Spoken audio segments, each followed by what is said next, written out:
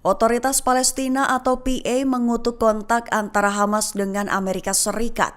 PA juga menyebutnya sebagai pengabaian dan pelanggaran hukum negara Palestina. Mengutip Tribun News pada 13 Maret, kutukan itu diutarakan lewat pernyataan kepresidenan Palestina pada Selasa 11 Maret 2025.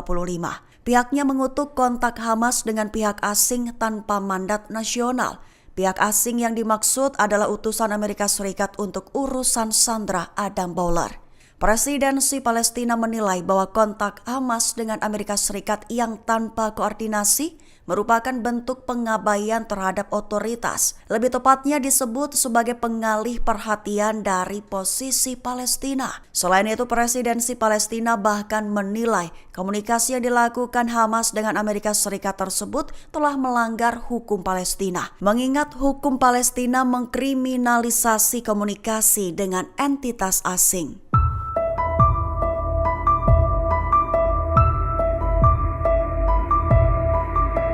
Taktik pembunuhan tingkat tinggi ke tokoh-tokoh penting perlawanan Palestina berpotensi kembali dipakai. Mengutip Tribun News pada 13 Maret, hal itu menurut laporan dari sumber utama Al-Akbar pada 12 Maret 2025 kemarin. Tak sebatas akan melakukan pembunuhan tingkat tinggi saja, namun Israel juga berpotensi melakukan operasi komando di daerah berpenduduk di Gaza. Taktik-taktik itu akan dipakai jika upaya mediasi mengenai tahap kedua gencatan senjata atau perpanjangan tahap pertama gencatan senjata gagal. Mengetahui rencana itu, perlawanan Palestina telah menginstruksikan anggotanya untuk mengambil tindakan pencegahan keamanan yang diperlukan. Satu di antara langkah preventif tersebut adalah berhenti menggunakan handphone atau komunikasi nirkabel lainnya. Perlu diketahui, para narasumber Palestina menekankan bahwa jika merealisasikan taktik pembunuhan tingkat tinggi, maka eskalasi dan memanasnya situasi saat ini akan meningkat secara bertahap.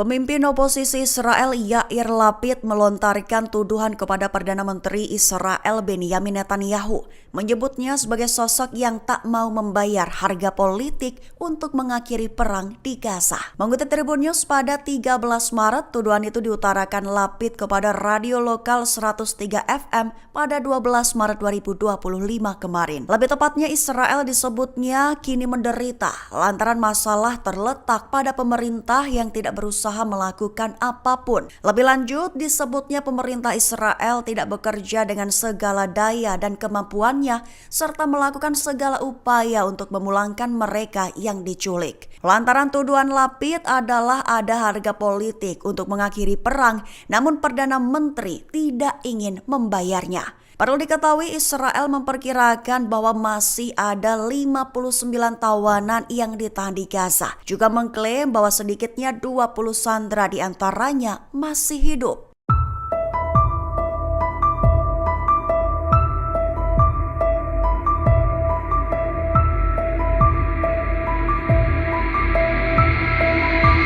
Presiden Amerika Serikat Donald Trump berikan bantahan klaim pengusiran warga Gaza di depan Perdana Menteri Irlandia Michael Martin.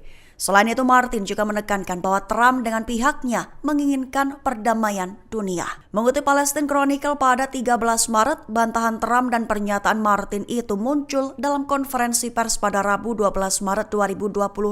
Semua berawal dari seorang jurnalis mempertanyakan apakah Martin akan menanggapi klaim bahwa Trump bermaksud memindahkan secara paksa warga Palestina dari Gaza. Sebelum Martin sempat menjawab, Trump menolak anggapan tersebut, menyatakan dengan jelas bahwa tidak ada yang mengusir warga Palestina. Lantas Martin menegaskan kembali dorongan konsisten Irlandia untuk gencatan senjata, seraya menambahkan bahwa pihaknya menginginkan perdamaian yang konsolidasi dan para sandera kembali. Martin juga mengatakan bahwa pihaknya sepakat dengan tekad Trump yang kuat untuk mencapai perdamaian, mengklaim bahwa Trump ingin mengupayakan sungguh-sungguh gencatan senjata.